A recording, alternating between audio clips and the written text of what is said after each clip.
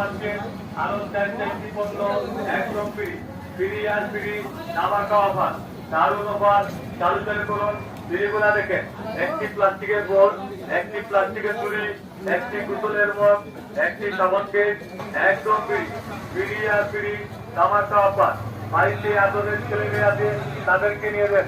লাইটগুলা দেখেন, আইটেমটা দেখেন, 5টি আইটেম 100 টাকা পাচ্ছে। এটা নিত্য প্রয়োজনীয় আইটেম।